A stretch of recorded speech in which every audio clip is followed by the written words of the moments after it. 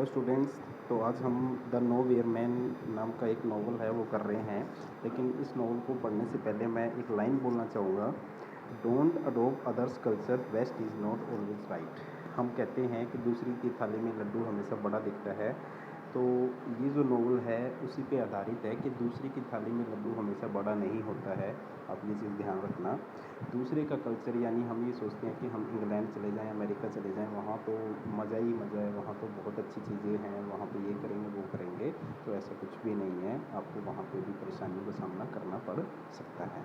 तो ये जो चीज़ है आप ध्यान रखना इस नावल को पढ़ने से पहले, तो आपको ये नावल है ज़्यादा अच्छे से समझ आएगा। तो जैसा कि ये टाइटल है नो वेयर मैन, एक ऐसा इंसान जो कहीं का ना रहे, धोबी का कुत्ता बन जाए, यानी ना तो घर का रहे ना घाट का रहे। तो इस थीम पे ये आधारित नावल है। ये नावल कमला मार्कंडेय नाम की एक नॉवलिस्ट हैं, इंडियन राइटर हैं, उन्होंने लिखा है।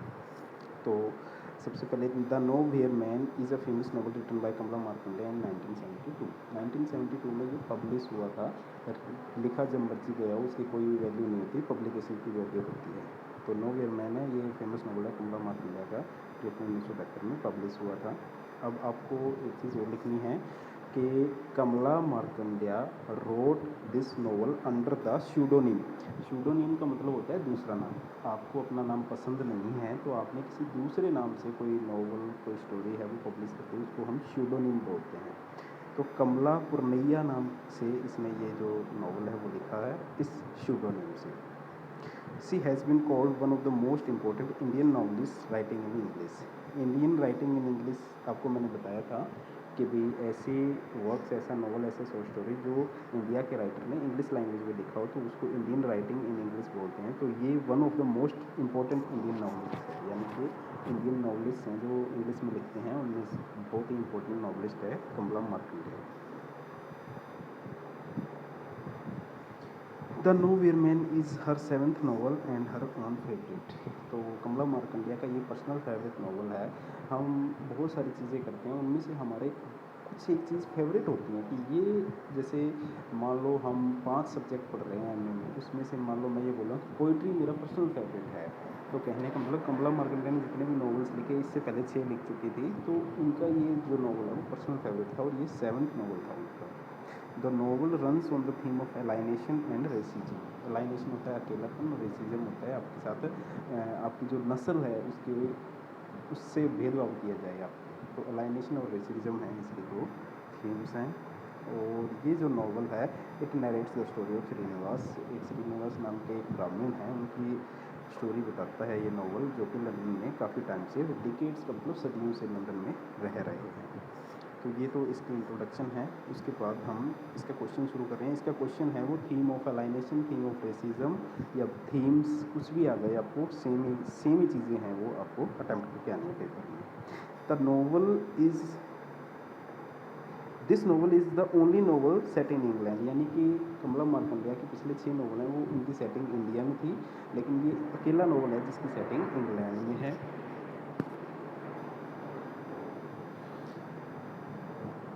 Where Kamala Markandaya had been living since 1948, जहाँ पे कमला मार्कंडेय मतलब 1948 से रह रही थी, यानी कि इसकी सेटिंग इंग्लैंड में। तो ये नॉवल ऑटोबायोग्राफिकल है कमला मार्कंडेय ने, जो कि 1978 से यहाँ पे रह रही थी, 1948 से रह रही थी। तो उनके जो पर्सनल एक्सपीरियंसेस थे वो उन्होंने इस नॉवल में शेयर किए हैं। अच्छा, एक चीज़ ध्यान रखना है कि हालांकि सेटिंग तो इसकी इंग्लैंड की है, लेकिन flashbacks of India are also occurred in this novel, यानी इंडिया के फ्लैशबैक्स, श्रीनिवासा को कई बार इंडिया की चीज़ों की याद आ जाती है, तो वो फ्लैशबैक्स इंडिया के भी हमें इसमें देखने को मिलते हैं। Srinivasa the central protagonist. तो श्रीनिवासा इस नावल का सेंट्रल प्रोटैगोनिस्ट है, मेजर कैरेक्टर है।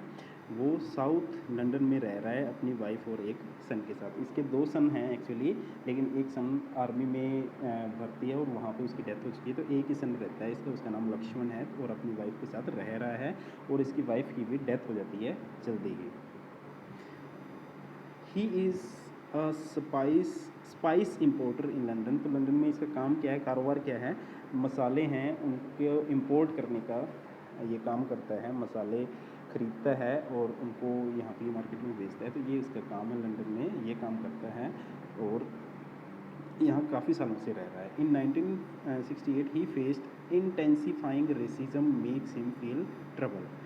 1968 में उसने क्या है रेसिज्म फेस किया, यानी कि उसके साथ भेदभाव होने लगा। किस कारण से कि अब लंदन में रह रहा है इंडिया का इंसान, मान लो इंडिया में कोई केनिया का इंसान आने लग जाए तो यहाँ के कुछ लोग उसको एक्सेप्ट नहीं करेंगे। जैसे पाकिस्तान में इंडिया का बंदा कोई चले जाए, या फिर इंग्लैंड में जैसे काले लोगों के साथ भेदभाव किया जाता था, तो वैसे ही हमारे श्रीनिवास के साथ इंग्लैंड में भेदभाव किया जाने लगा नस्ल के ऊपर, यानी वो इंडिया का है इस चीज़ के ऊपर भेदभाव करा जाने लगा, और इससे वो बहुत ज़्यादा ट्रबल फील करने लगा। उसको अच्छा नहीं लगता था और वो परेशान रहता था।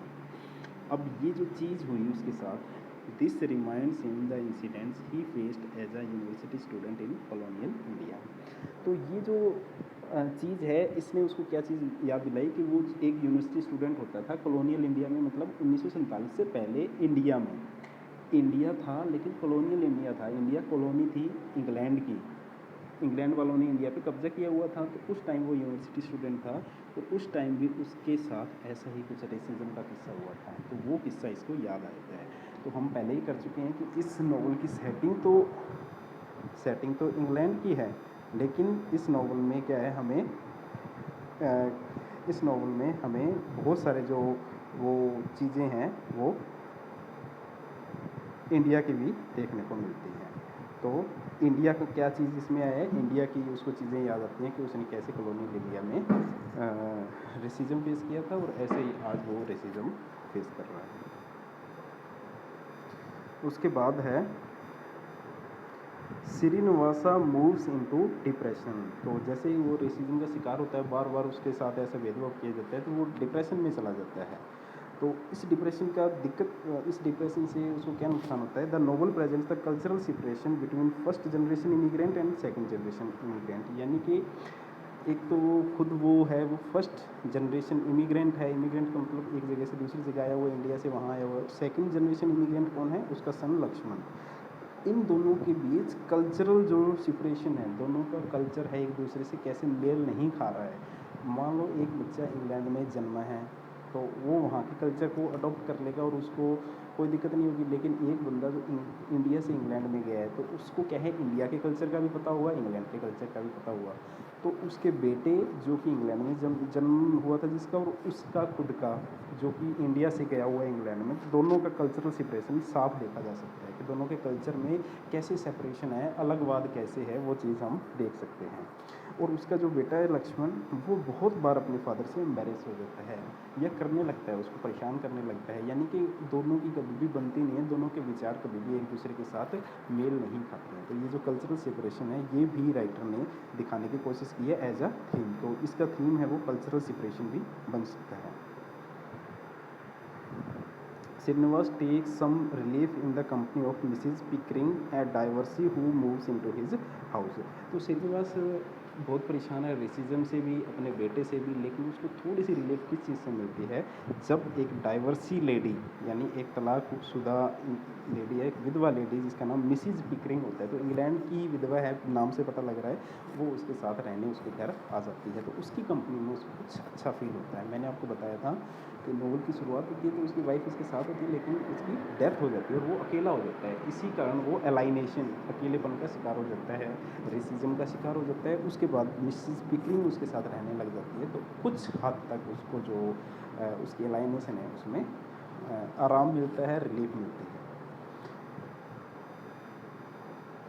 फिर जब मिसिस पिकिंग उसके पास आती है तो they start living in peace. वो शांति से रहना शुरू कर देते हैं, लेकिन उनकी जो शांति है वो किसके द्वारा थ्रेटन की जाती है, नेबर में कुछ रेसिस्ट हेटर्स रहते हैं, यानी कुछ लोग उन्हें अभी भी पसंद नहीं करते। वो बार बार उनको थ्रेटन करते हैं कि हम तुम्हें मार देंगे वरना तुम इंडिया चले जाओ। उनसे वो अभी भी परेशान हैं, और यहीं पे हमारा जो नॉवल है वो ख़त्म हो जाता है। तो एज अ थीम आ जाए इसका, रेसिज्म आ जाए इसका, कल्चरल डिफरेंसेस, कल्चरल सेपरेशन आ जाए, अलाइनेशन आ जाए, कुछ भी आ जाए, आपको यही क्वेश्चन इसमें लिख के आना है। Okay, thank you very much.